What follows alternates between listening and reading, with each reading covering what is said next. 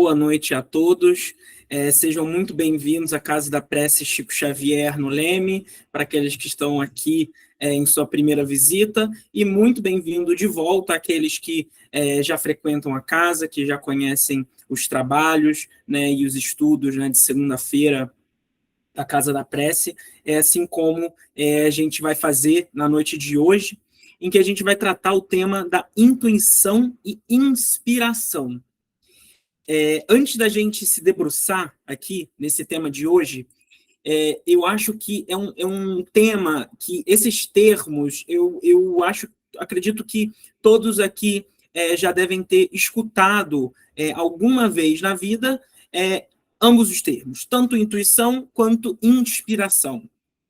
Talvez o segundo, inspiração, mais comumente, mas também intuição, acho que cada vez mais se utiliza dessa terminologia com né, a expansão, né, dos estudos da doutrina espírita, que abordam muito esse tema, mas também em geral, né, acho que cada vez mais as pessoas elas compreendem, né,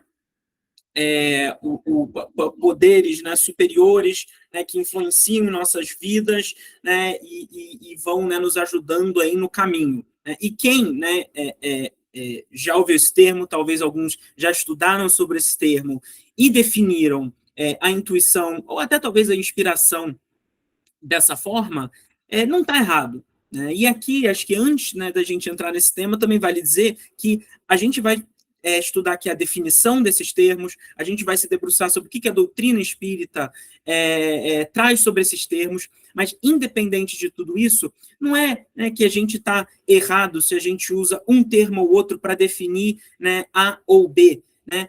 Isso acho que pouco importa, mas o que importa aqui mesmo, além das definições, além da terminologia, é a gente entender mesmo a metodologia, o conceito, a substância, o que está por trás da intuição e da inspiração. Né? Então, dito isso, né, a gente vai começar com a definição. Né? Lembrando novamente, isso aqui é uma definição que a gente utiliza para ficar mais fácil o entendimento dos conceitos, principalmente quando a gente está falando do estudo da doutrina espírita. Né? Mas intuição. Qual que é a definição, antes da gente chegar na doutrina, qual que é a definição do dicionário? Né?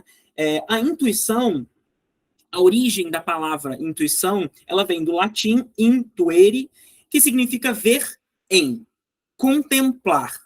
Então, no dicionário, significa um conhecimento direto, imediato de conjunto de qualidades e essências da percepção que a gente tem dos objetos e das suas relações.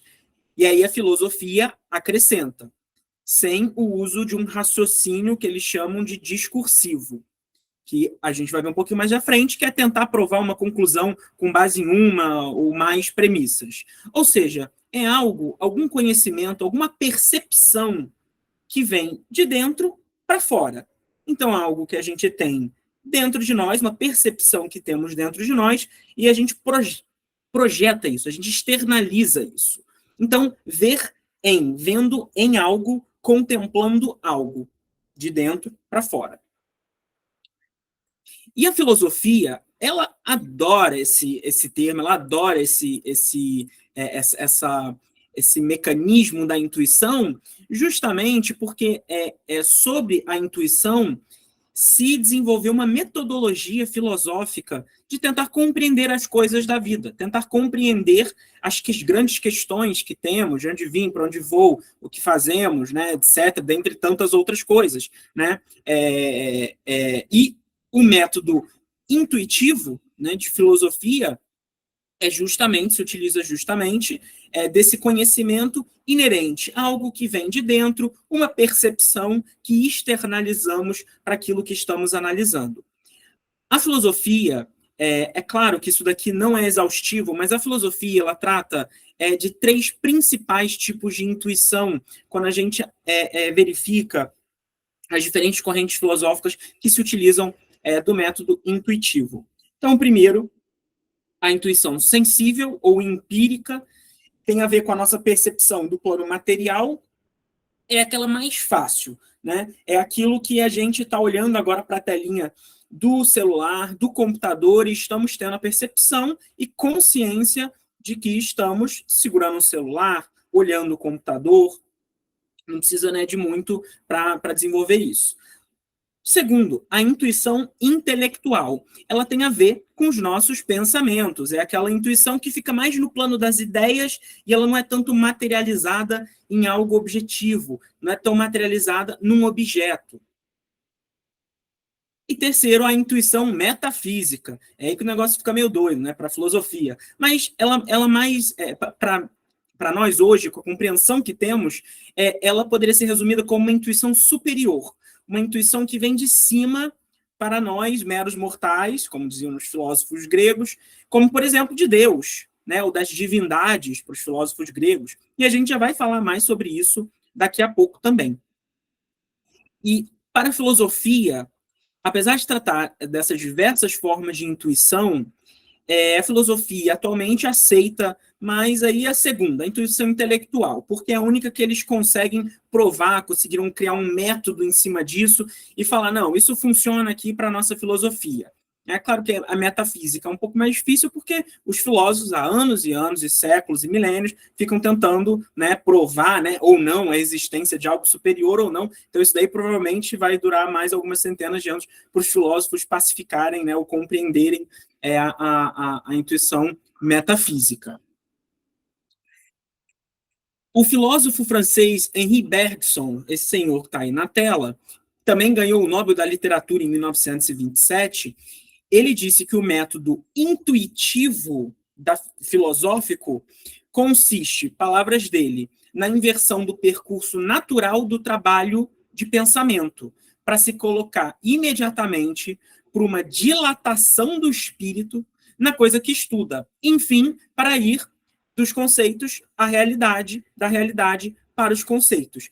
E aqui eu acho que ele não fala do espírito como a gente compreende na doutrina espírita, eu acho que ele estava falando aqui do estado do ser, super filosófico, né, gente, para uma segunda-feira à noite, né? Perdoe-nos aqui, mas é um tema super filosófico, né? Então, né, o método intuitivo da filosofia considera isso como um percurso natural do pensamento. Né? Vem aqui algo na sua cabeça e você depreende algo daí, né? Você resolve, né, alguma questão, você esclarece algum ponto que você estava ali filosofando. Também sobre isso, o filósofo físico, matemático francês dos anos 1600, René Descartes, ele teria sido o primeiro filósofo moderno que se utilizou desse método filosófico da intuição para reconstruir todo o sistema filosófico, né, vigente à época dele, fazendo também desse método a base da filosofia. Descartes é 10, gente. Como a gente vai falar aqui um pouquinho mais para frente, né, a gente sempre volta a falar nele aqui, é um homem à frente do seu tempo.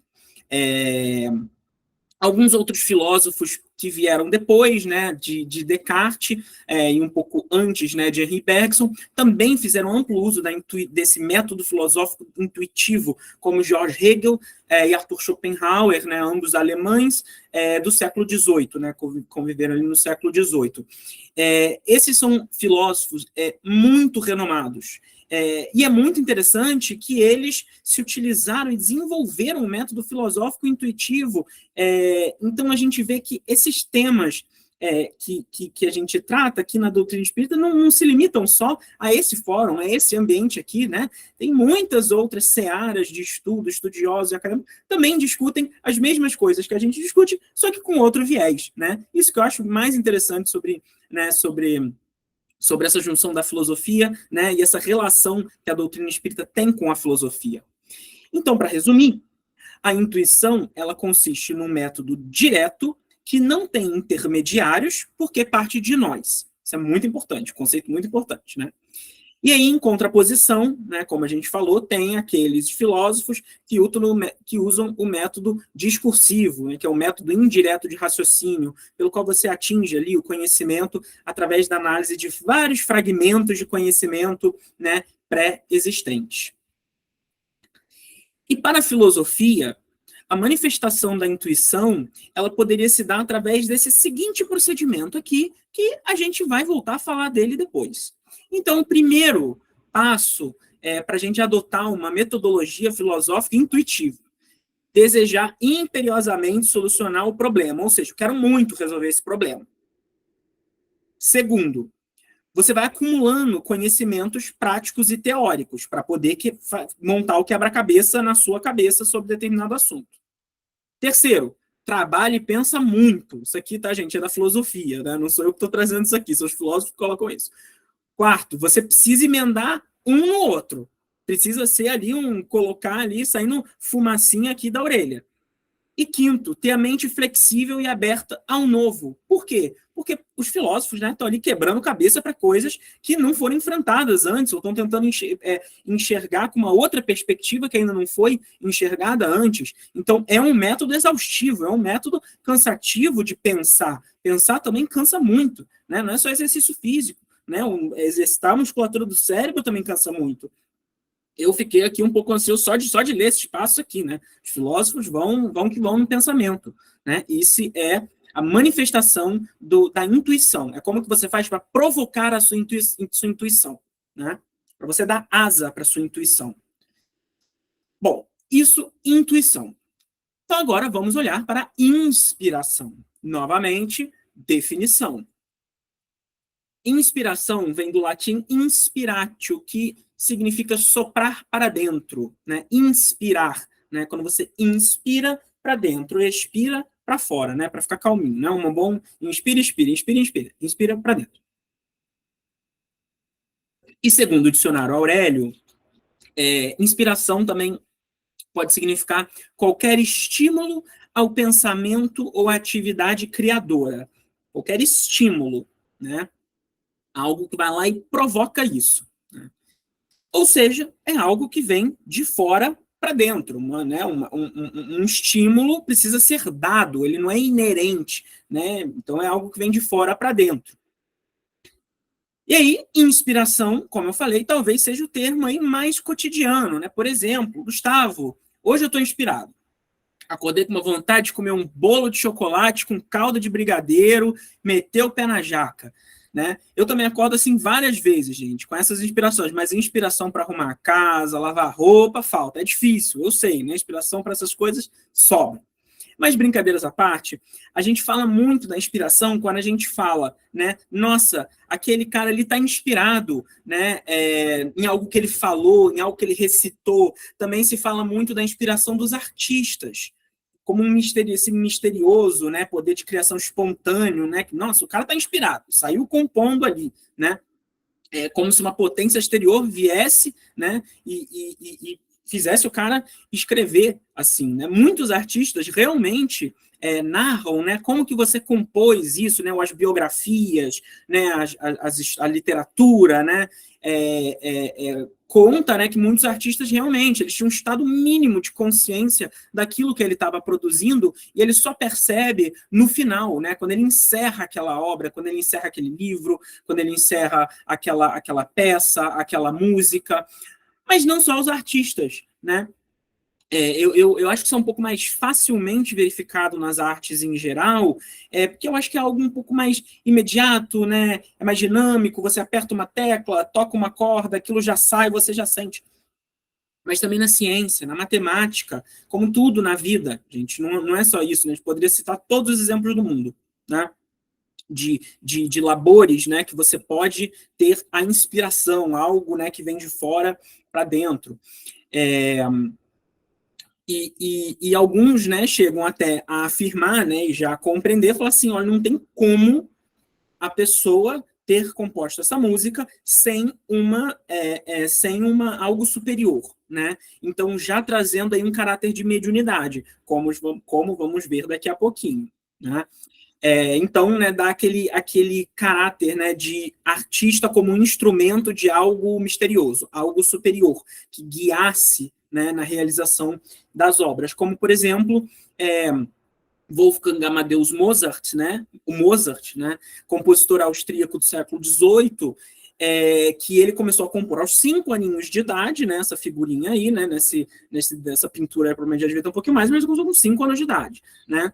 Eu, com 5 anos de idade, não sei, eu às vezes colocava a mão na tomada para ver se dava choque, né? E ele estava lá compondo coisas belíssimas, né? Eles dizem, né, que ele teve algumas obras que ele regia o concerto em um ato só, sem parar, ao vivo, ao vivaço, e ele só escrevia depois. Ou seja, ele regia tudo, falava isso, ele já ouvia na cabeça dele o que ele queria, né? E só depois ia lá e escrevia. Não, ficou ótimo, maravilhoso. Vai lá e escreve. Né? O que é muito notável, né? Pelas composições magníficas de Mozart, né? E tantos outros artistas, né? Que você vê que aquilo ali, assim, é de uma genialidade que você precisaria de 10 cabeças pensantes para, naquele tempo curto de composição, virar aquela coisa tão impecável, né? Que tudo cada nota tem um motivo de ser ali. Né? Seguindo aqui, né, ainda sobre a inspiração, né, e aqui, né, voltando um pouquinho para a filosofia, que também fala da inspiração, para Platão, grande filósofo grego, que foi aluno de Sócrates, viveu ali em torno dos anos 300 antes de Cristo, né, foi um discípulo de Sócrates, ele falava que a inspiração se manifestava como uma forma de, abre aspas, mania, fecha aspas.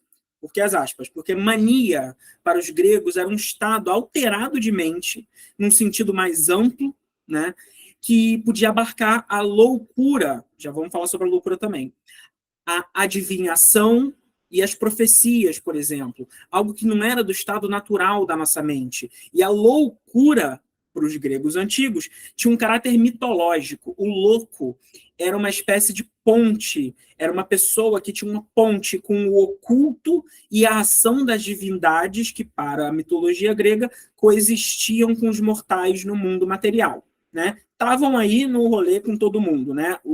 A divindade, né? E aprontavam bastante, né, pela mitologia grega, como a gente conhece alguns contos, né? Então esse era o louco, era aquele que tinha essa ponte com o outro lado. Muito interessante. E para Platão, aqui tem então uma imagem, né, do senhor Platão e Aristóteles, que é, né, discípulo de Platão, nessa obra belíssima que é a Escola de Atenas, de Rafael Sanzio. É uma obra muito bonita, né, enorme, né, com vários filósofos ali nessa imagem, mas bem no centro, Platão e Aristóteles. Platão, ele falava de algumas formas de inspiração.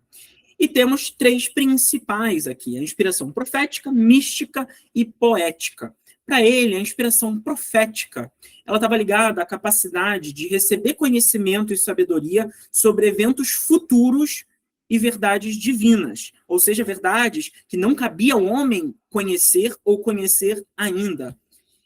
E dizia-se que Apolo era o deus grego da profecia, então ele era o símbolo dessa inspiração. Os gregos adoravam, né, gente? Isso é muito grego, né? É maravilhoso. Para toda ideia, eles tinham um deus, uma divindade que representava, né? Super chique, né? Os que são possuídos por essa forma de loucura, ou seja, aqueles que eram ponte para a inspiração profética, eles entravam num estado de transe ou de êxtase, no qual eles recebiam essas visões, revelações e mensagens de origem divina, e acreditavam que era justamente Apolo que concedia esses dons e permitia que as pessoas se comunicassem com o divino para transmitir e receber essas mensagens. Número 2, inspiração mística. Se já não estava místico o suficiente, né, o que vem da inspiração mística, né? Mas a inspiração mística é a conexão com o transcendente, né? E a divindade relacionada, a inspiração mística era Dionísio, que era o deus do vinho, né, o deus das festas, né? Então aqui, né, aí os gregos, né, começam a se perder aí nas ideias, né? Mas os afetados por essa loucura mística experienciavam uma transformação de consciência e eles se fundiam com o divino, como se eles realmente transcendessem ao Olimpo e ficassem ali próximos, ali em estado próximo à divindade, né? E essa inspiração é caracterizada pela busca profunda por essa união espiritual. Então, era uma experiência direta com o sagrado. Então, enquanto primeiro você recebia revelações sobre o futuro, esse era um estado, era um transe que te colocava ali no estado de espírito próximo às divindades. Por último, a expressão poética estava associada à criatividade, expressão artística. Então, quem eram, né, as divindades que representavam essa expressão eram as musas, as nove filhas de Zeus. E elas eram muito consideradas, essa expressão poética, como ter dado origem a muitas das poesias, músicas, danças, comédias, tragédias, inclusive, né, algumas que muito conhecidas na Grécia Antiga. E é muito curioso que, para os filósofos gregos, né, essa forma de inspiração era uma loucura. Né, como hoje loucura tem uma conotação um pouco negativa, mas acho interessante esse conceito de a loucura ser um pensamento que não é próprio seu, é um pensamento de outro. E isso reitera que a inspiração é algo soprado, de fora para dentro, um pensamento que não era ou é inerente a nós. Bom, e seguindo, né, depois de muita filosofia, nossa mente deve estar assim, né, super expandida, né, estamos super esclarecidos com toda a filosofia, esse arcabouço, né, que muitos pensadores trouxeram para nós no passado. Mas vamos resumir, né, vamos resumir aqui as definições para a gente poder dar um passo adiante. Então, a intuição, né, em resumo, é um conhecimento direto, imediato, daquilo que a gente percebe, daquilo que a gente conhece, é algo que já está na nossa mente em algum lugar. A inspiração é o contrário, né? É uma iluminação. São ideias que são germinadas na nossa mente e, através desse esclarecimento alheio, reproduzimos, materializamos o conhecimento. E por essa definição, a gente pode depreender que na intuição o indivíduo busca o conhecimento por si mesmo, é um esforço próprio, solucionando questões através do seu próprio esforço, enquanto na inspiração os fragmentos de conhecimento vêm, e aí a gente junta esse quebra-cabeça com o nosso próprio pensamento e resolve algo. E, teoricamente, do que a gente falou aqui, não é muito difícil a gente separar esses dois conceitos. Inclusive, eles parecem opostos pelo sentido, né, que se dá. Um de dentro para fora, outro de fora para dentro. Mas como a gente pode precisar com certeza onde começa um e termina o outro? Quando é um e quando é outro?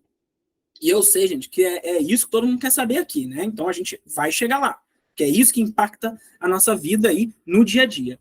E, felizmente, a doutrina dos espíritos, codificada por Allan Kardec, nos fornece uma luz, muitas luzes sobre esse assunto, e de acordo com os ensinamentos e interpretações de Allan Kardec sobre tudo que os espíritos nos trouxe, estamos envoltos pela presença dos espíritos, que tanto pode nos influenciar para o bem e para o mal. Né?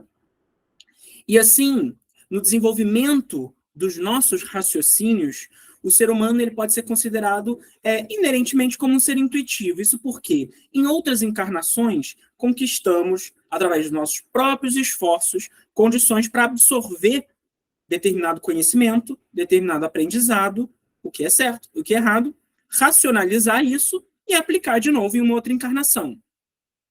Por outro lado, o insight, a inspiração, usou muito essa palavra, né, insight, né? Insight, né, né, esse prefixo aí já fala, né, tá dentro, né, é um pensamento que tá dentro, mas não é para se confundir com a intuição, né? Insight, geralmente a gente fala assim, tive um insight, é uma ideia, né, que acendeu ali a lâmpadazinha, né? Então, um insight, né, nesse contexto, poderia vir do sopro de um espírito amigo ou não, né? E mesmo assim, quando a gente fala aqui na inspiração do bem, parece que é um pouco de trapaça, né? Algo que vem de fora. Ah, mas Mozart não pensou naquilo, né? Mozart não compôs tudo aquilo, deram de bandeja para ele. Mas a gente não tem que invalidar a influência exercida pelos bons espíritos. Pelo contrário, os bons espíritos, né, ao nos passar essas mensagens, esses fragmentos de conhecimento, eles usam da nossa matéria cerebral aqui materializada para esse nosso arcabouço aqui, né, de conexão e de materialização do pensamento, para comunicar invenções necessárias para a evolução da humanidade, como música boa, remédio, forma de conservar alimento, construção. E para segurar essa bandeja tem que aguentar, e muito, né? Porque nós temos conhecimento de muita coisa na vida, mas a gente não consegue aplicar tudo, né? Se nós temos o conhecimento dos ensinamentos de Jesus, né? Tá acessível aí hoje em dia com a internet, então, mas a gente não coloca em prática. Se a gente colocasse, o mundo estaria muito diferente. Então, só porque a gente tem um conhecimento, não significa que a gente vai aplicar ele, né? Então, para segurar essa bandeja, né, tem que aguentar e tem que, né, ser muito determinado. Então, a gente não pode invalidar isso, né? Porque a gente pode ter um pouco desse sentimento, né? Pô, então intuição é melhor do que inspiração? Não, são instrumentos diferentes. E a inspiração, ela também está alinhada com as leis divinas ou naturais, porque ela faz parte dessa dinâmica de convivência nossa, espíritos encarnados, com os espíritos desencarnados. Então, da mesma forma, a intuição, ela também, né, da mesma forma que a inspiração é um mecanismo, né, de aplicação das leis divinas, também é a intuição, né? E algumas, né, tem então um conjunto de leis divinas que a doutrina, de leis divinas ou naturais, que a doutrina nos traz, mas, por exemplo, nesse contexto, a gente tem a lei do progresso, que embasa o processo de reencarnação, a imortalidade do espírito, e tem uma entrevista disponível num canal do YouTube, que é o Allan Kardec TV, em que eles dizem, que é muito interessante, que eles falam que para o espírito possa evoluir, nós temos 3 ferramentas de trabalho, né, no plano material, que é a inteligência, o pensamento e a vontade. A inteligência para aprender, o pensamento para encontrar soluções e a vontade para determinar a realização do que a gente pensou, né? Tem que colocar em prática. E a intuição, ela está diretamente ligada com o segundo, né? Com o pensamento. Ele está ligado com a lembrança do espírito, daquilo que já se passou, nossas experiências adquiridas nessa grande trajetória da nossa evolução. Elas se dão pelas lembranças, o recolhimento das lembranças. Platão dizia que nós, novamente falando do Platão, ele dizia que nós só podemos dizer que aprendemos porque lembramos. Então, a lembrança é importantíssima nesse processo de evolução, e é um processo que passa um pouco despercebido, porque é tão natural lembrarmos e agirmos com a nossa vontade, né? Então, assim como a inspiração, né, inspiração e intuição, ambas andando ali lado a lado, são ferramentas importantíssimas para o nosso desenvolvimento espiritual e o desenvolvimento da sociedade também, que se nós crescemos, se nós evoluímos, a sociedade também vai crescendo, também vai evoluindo, né? Somos integrantes da sociedade, né? Vamos todos andando junto. E isso, gente, é a base para a lei do progresso. Se nós perdêssemos todo o nosso conhecimento a cada encarnação, nunca andaríamos adiante na estrada do progresso. E da mesma forma, se não tivéssemos o auxílio dos bons espíritos, demoraríamos muito para conseguir quebrar certos quebra-cabeças, teríamos menos recursos, menos tecnologias para o nosso desenvolvimento. Então, intuição e inspiração andam lado a lado para o nosso progresso, ferramentas que podemos usar. Ok, mas como que a gente pode detectar cada um? Já entendemos o que é na teoria, já entendemos a substância, inclusive espiritual, da intuição e da inspiração. Mas como que eu sei quando o pensamento é meu ou é sugerido? Ou seja, quando pode ser uma intuição, inclusive, né, ou algo que a gente está dependendo agora do nosso raciocínio, ou uma inspiração. E tem uma pergunta no Livro dos Espíritos, que é a pergunta número 461, então Allan Kardec pergunta para os espíritos: como havemos de distinguir os pensamentos que nos são próprios dos que nos são sugeridos? Os espíritos respondem: quando um pensamento vos é sugerido, tendes a impressão de que alguém vos fala. Geralmente, os pensamentos próprios são os que acodem em primeiro lugar. Mas, afinal, não vos é de grande interesse estabelecer essa distinção. Muitas vezes é útil que não saiba fazê-las. Não a fazendo, obra o homem com mais liberdade. Se decide pelo bem, é voluntariamente que o pratica. Se toma um mau caminho, maior será a sua responsabilidade. Olha só que interessante que ele está falando. Ele fala o seguinte: o pensamento sugerido, geralmente é aquele que é um pensamento que não está na sua cabeça, você não tem motivo para pensar naquilo. E vem aquele pensamento na sua cabeça.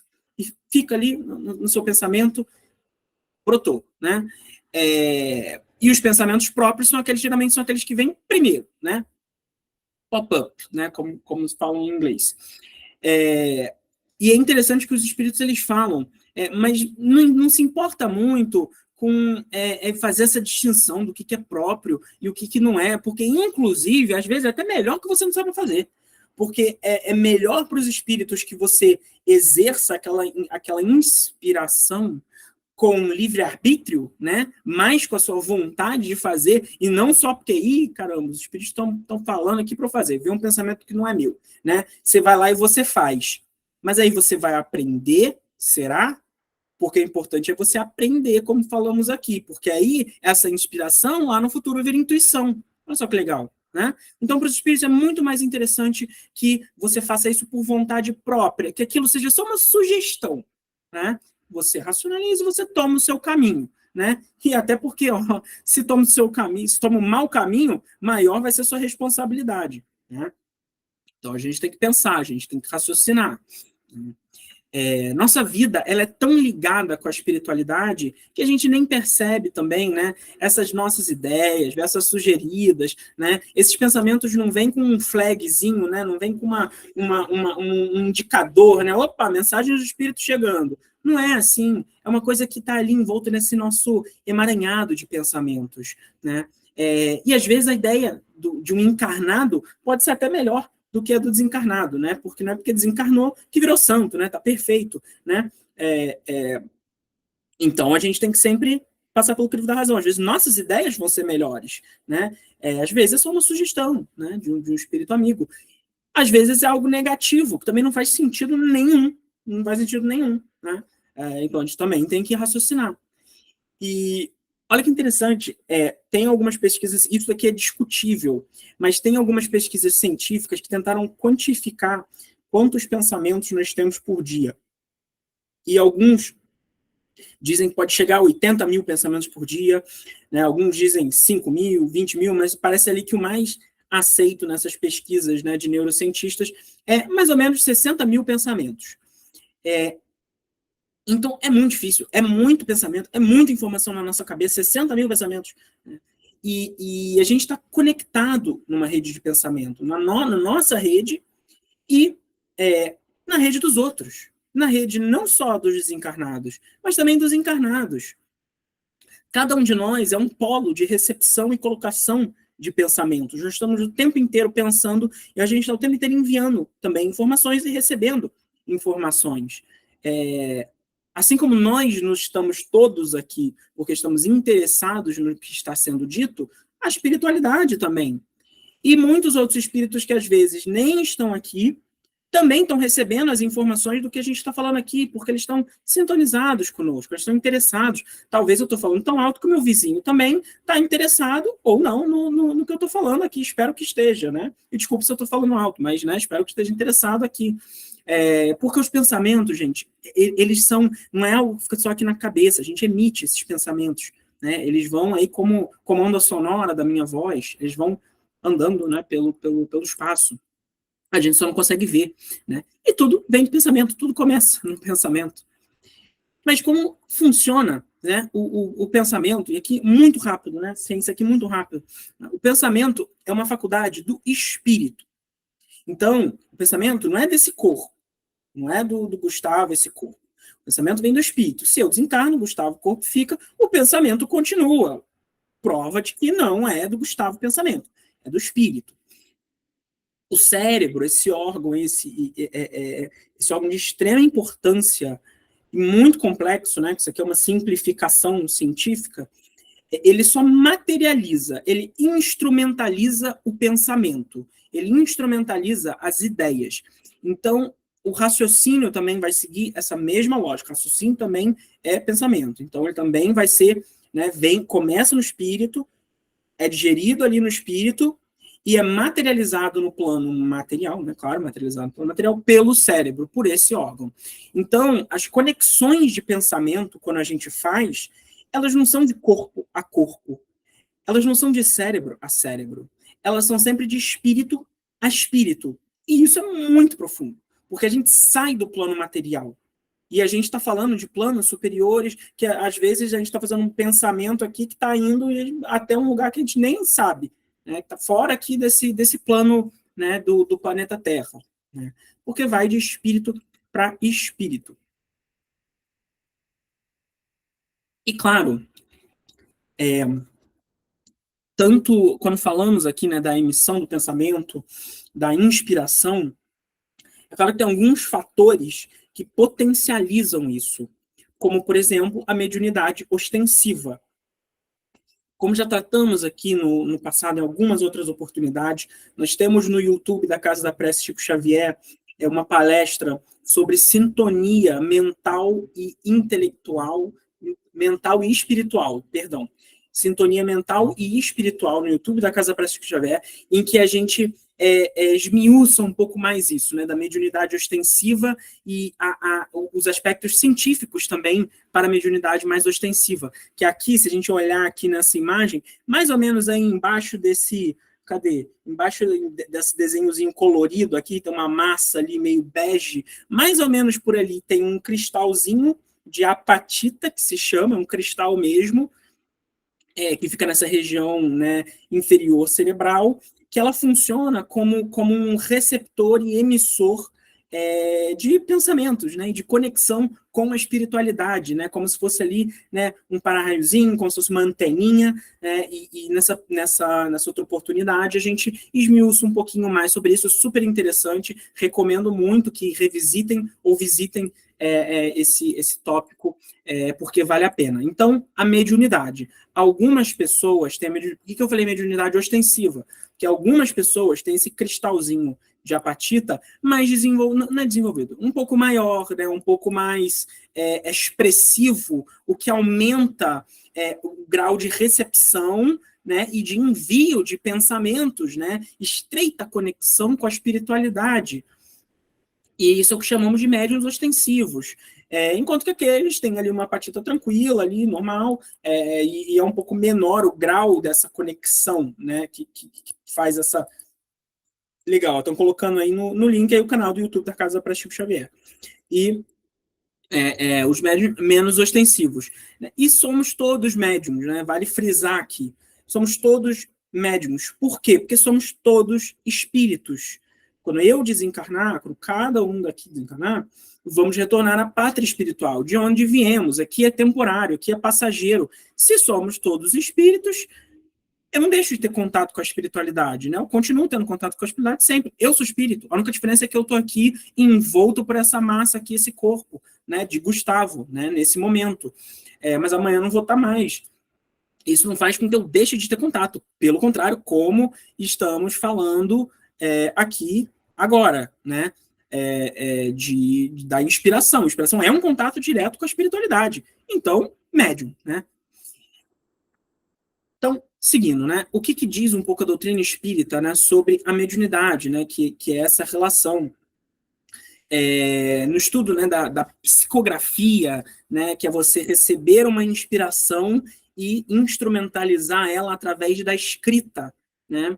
Allan Kardec ele usa os termos médium intuitivo e médiums inspirados, assim como estamos falando aqui.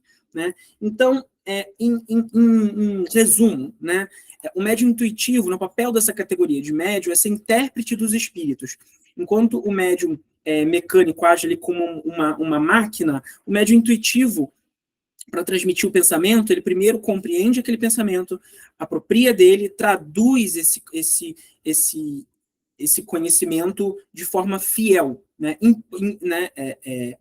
embora, né, o pensamento não necessariamente é seu, pode ser uma inspiração, mas a intuição, você busca ela lá atrás, fragmentos de conhecimento, e você vai conectando essas peças de quebra-cabeça na sua cabeça. Às vezes também com a inspiração, né? Também aqui no item 182, também aqui do Livro dos Médiuns, né? Esqueci de mencionar, o Livro dos Médiuns, grande estudo da atividade mediúnica, seja para médiuns ostensivos, claro, mais importante ainda para médiuns ostensivos, mas também né, para médiuns não ostensivos, né? Para todo mundo. Os médiuns, ele também menciona os médiuns inspirados, né, que é uma variedade, né, ele considera uma variedade de mediunidade intuitiva, mas ele considera a mediunidade intuitiva como essa capacidade mais fácil de você receber, né, as informações, entre aspas, ocultas, né, nos inspirando, né, a conhecer, né, diversas áreas aí que a gente não teria acesso àquela informação, aquilo vem para você. Né? E temos mais, né? Temos mais. Isso aqui, né, só sobre a mediunidade. Aqui é só sobre a mediunidade. Mas sobre a intuição e a inspiração como um todo, a doutrina espírita, né, e autores espíritas, nossa, é uma infinidade de dimensões e de interpretações, né? Então, a gente vê só da mediunidade, a gente já tem uma grande discussão aqui que Kardec aborda, né, que eu acho que aqui, em benefício do tempo, né, a gente não precisa passar exatamente ali pelo texto, mas esses daqui que eu separei, eu acho que vale a pena a gente olhar com um pouquinho mais de detalhe. Então, sobre a intuição, Adolfo Bezerra de Menezes, no livro A Loucura sobre Novo Prisma, Estudo Psíquico Fisiológico, de 1993, né, psicografado, né, claro, ele fala, antes de virmos a essa vida, já tivemos outras, e no tempo intermediário que passamos no mundo dos espíritos, adquirimos o conhecimento das grandezas a que somos destinados, donde essa reminiscência que chamamos intuição de um futuro que mal entrevemos envoltos no véu da carne, né? Então, é justamente isso, né? É aquele aprendizado que vem, que é muito difícil da gente ter quando a gente, né, tá envolto nesse véu da carne, né, que é esse esquecimento que a gente tem, e o esquecimento é ótimo, né, para que a gente possa enfrentar as coisas mais de peito aberto. Se a gente lembrasse de tudo, seria horrível. Imagina a gente lembrar de tudo ruim que a gente fez, né, mas a gente lembra das coisas positivas, dos nossos aprendizados, a gente lembra, a gente, né, leva adiante, a gente acessa no nosso íntimo. Às vezes é aquele instinto de agir de determinada maneira ou de outra, porque aquilo está impresso, né, no nosso espírito. Outro trecho aqui interessante que acho que vale a gente abordar de Ney Lobo, em Filosofia Espírita da Educação e suas consequências pedagógicas, também em 1993, então aqui falando desse cunho de aprendizado, né, da intuição. Diz assim, a intuição é instrumento de prospecção do fundo anímico do educando, das camadas sedimentares de perfeições e imperfeições, acumuladas nas existências anteriores. E justamente, né, às vezes a gente aprende mais pelo erro. Então, às vezes, trazemos não só o conhecimento positivo, mas trazemos vícios de comportamento. Né? Às vezes, quando a gente, né, acessa o nosso íntimo e age de determinada forma, às vezes é uma forma negativa porque é um vício, mas às vezes a gente aprende assim. Né? Na pedagogia, a pedagogia também aborda muito o aprendizado pelo erro, né? Que é o que ele fala, ele aborda aqui um pouco também das imperfeições, também, tudo bem, somos espíritos faltosos, não tem problema a gente errar, mas contanto que nós aprendamos com os nossos erros, super pedagógico, né? Mas também das perfeições, das coisas positivas, ótimo, vamos levar adiante. E aqui, né, sobre outro ponto também que eu acho que sobre a intuição, que é super legal a gente trazer, é o sonho, né? Porque aqui a gente está falando do nosso plano material, quando a gente acessa as informações aqui no plano material. Mas e quando a gente dorme, o nosso espírito se desprende do corpo e vai fazer atividades, né? Porque o espírito muitas vezes não fica ali do lado da caminha esperando a gente acordar, né? Então, sobre os aprendizados, né, que a gente tem durante os sonhos, que utilidade podem os sonhos ter se a gente esquece? Os espíritos respondem, de ordinário, ao despertar, guardai a intuição desse fato, do qual se originam certas ideias que vos vêm espontaneamente, sem que possais explicar como vos acudiram. São ideias que adquiriste nessas confabulações, ou seja, os aprendizados que temos em sonho também, também são intuições, aquilo também fica impresso no nosso espírito, o aprendizado. E a gente leva adiante, né? E aqui a gente pode vir, né, pode vir aqui uma discussão conceitual, né? Ah, mas e se a gente está sonhando e um espírito fala algo para a gente? É inspiração ou é intuição? Eu acho que, honestamente, de tudo que a gente está falando, acho que é intuição, né? Porque o espírito falou, a gente aprendeu aquilo, chapou no nosso espírito aquele conhecimento. A gente leva adiante, né? A inspiração acho que é um pouco diferente, né? São ideias, são sugestões, né, que vêm na nossa cabeça, a partir daí a gente age e pode virar intuição, um aprendizado. E sobre a inspiração, o que diz, o que mais diz a doutrina espírita, diz aqui, né, Chico Xavier, né, Emmanuel, né, psicografia de Chico Xavier, no capítulo Faixas do livro Seara dos Médiuns, de 1961.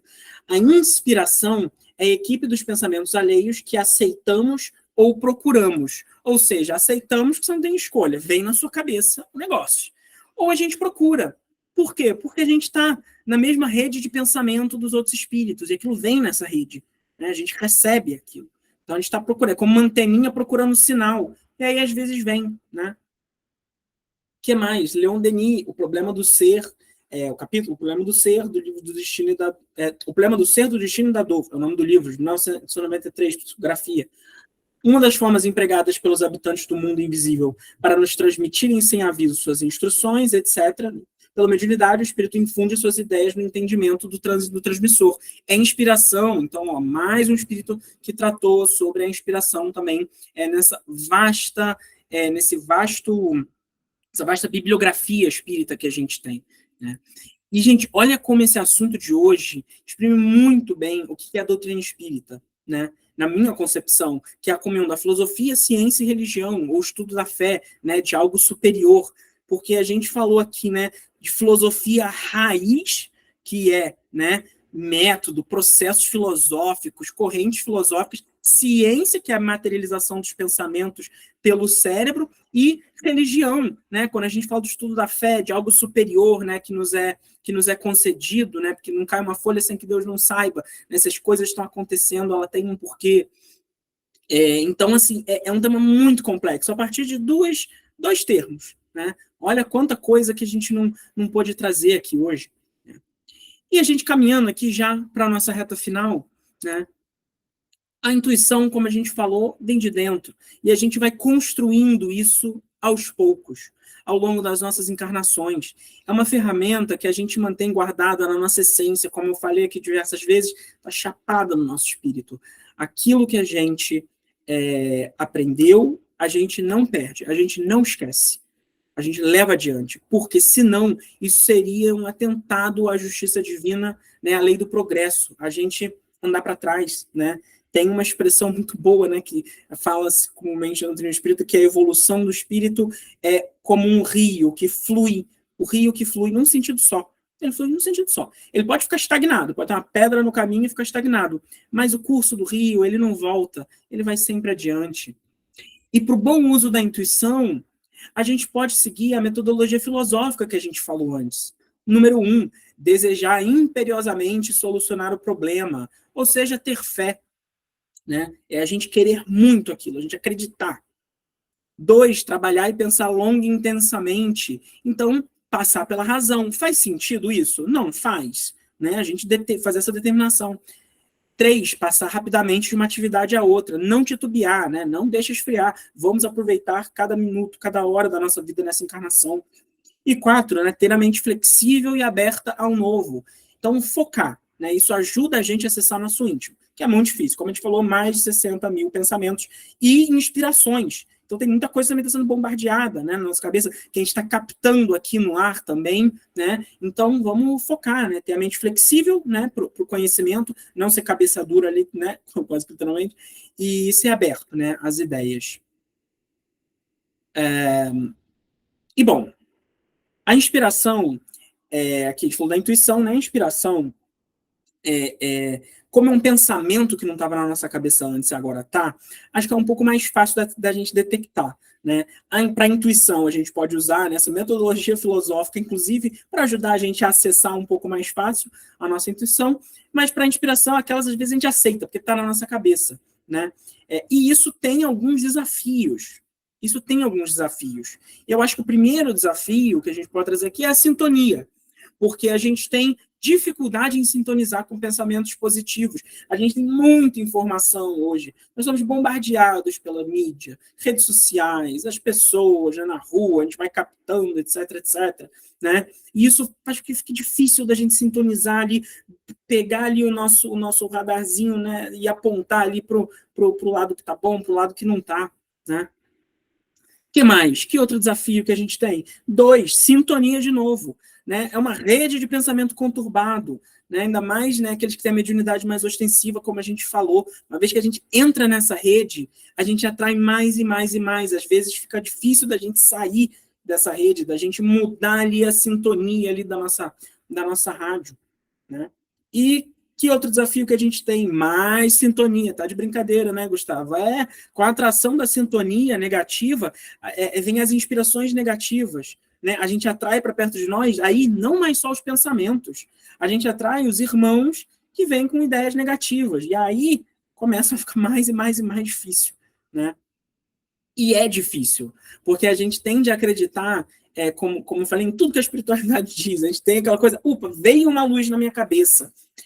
Mas faz sentido, né? A gente tem que sempre passar por essa, assim como a intuição também a gente tem que parar para pensar, faz sentido isso? Porque a gente também traz os vícios também de comportamento. Então faz sentido essa intuição? Faz sentido essa inspiração? A inspiração acho que mais ainda, porque é um pensamento que não estava na nossa cabeça. Não sei de onde veio esse pensamento.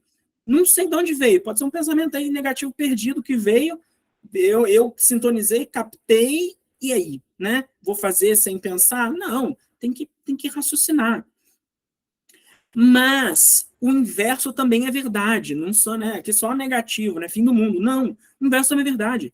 A sintonia positiva também atrai inspirações positivas e etc, etc. E quanto mais a gente entra na sintonia positiva, na rede positiva, mais a gente está lá dentro e mais espíritos positivos a gente atrai, inclusive, né, para próximo de nós, né? E isso é maravilhoso, né? Então, é um caminho de 2 sentidos, né? Não é por um sentido só, são 2 sentidos.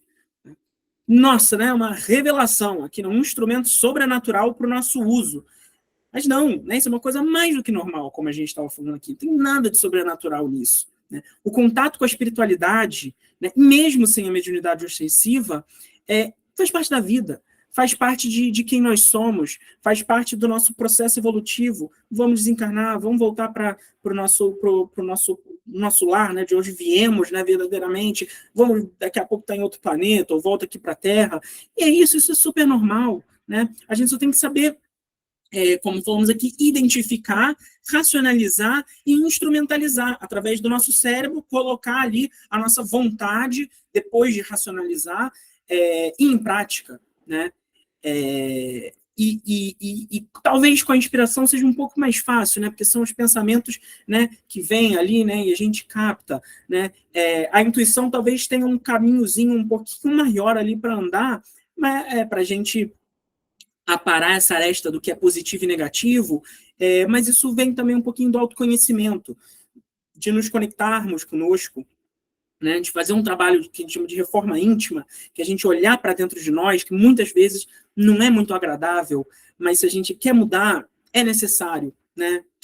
Queira ou não, é necessário a gente se conectar conosco e olhar um pouquinho para dentro de nós, para a gente detectar os nossos vícios de comportamento, olhar também, olha, a pedagogia, né? Como a gente estava falando ali do Ney Lopes, coisas negativas e coisas positivas, né? Ter um reforço positivo, né, das coisas positivas que você faz, e um reforço negativo das coisas negativas, né? Para a gente criar mecanismos para repetir as coisas positivas, que às vezes é um pouco mais fácil, mas mecanismos principalmente para não repetir os nossos vícios de comportamento que trazemos de outras encarnações, até que um dia eles deixem de ser vícios. Bom, e as soluções, né? Temos os desafios aqui, né? Como que a gente apara as arestas, mas, né, e as soluções, né? O que mais, né, a gente pode fazer para a gente, né, atrair aí o positivo, para a gente estar sempre no lado bom aí da coisa, tanto da inspiração quanto para a intuição. Sempre a boa e velha oração. Isso ajuda a sintonizar, afasta as negatividades, ajuda a gente a racionalizar de uma forma mais clara aquilo que está dentro da nossa cabeça, né? Então, a oração mais a intuição mais a inspiração são as maiores ferramentas de desenvolvimento do espírito que a gente tem nessas encarnações aqui, pelo menos no planeta Terra, né? A intuição e a inspiração, como nós falamos, né, elas nos acompanham no nosso desenvolvimento, mas a oração nos ajuda a calibrar, né, em qual frequência que a gente está, em qual sintonia que a gente está, né? É como se a gente estivesse limpando ali um pouco esse canal, né, essa rede de pensamento, né, aquelas redes que estão negativas, vai limpando, vai passando bombril, vai limpando, né? A gente tem também o livre-arbítrio, exercer o nosso livre-arbítrio para vigiar, né? Além de orar, também vigiar os nossos pensamentos, estarmos atentos aos nossos pensamentos, né? Porque, como a gente falou, tudo isso aqui que eu estou falando ocorre no plano do pensamento, tanto a intuição quanto a inspiração. A gente precisa se blindar, né, dos pensamentos negativos, e é muito difícil, a gente sabe, mas a gente precisa criar mecanismos para cada vez mais afastar os pensamentos negativos e recepcionar os pensamentos positivos. Senão, a gente entra nesse loop de uma rede negativa e aí começa a ficar difícil da gente sair, né? Tem dia que dá vontade de jogar tudo para o alto, né? São muitos os motivos para nos desestabilizar, mas no fim, livre-arbítrio é uma decisão nossa.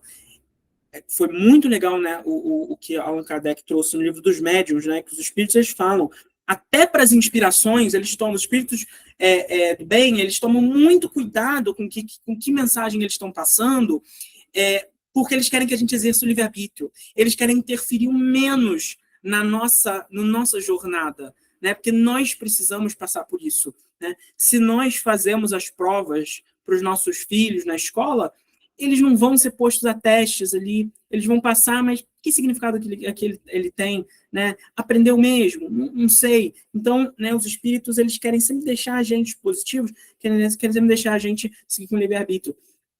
E isso depende de nós mesmos. Né? A gente gosta de colocar culpa nos outros, no coitado dos espíritos mais ignorantes, obsessores, coitados, mas muitas vezes nós causamos essas próprias atribulações na nossa vida, né? E nós somos, né, nós permitimos quando a gente sintoniza com algo negativo, né? Porque senão não sintonizaríamos, né?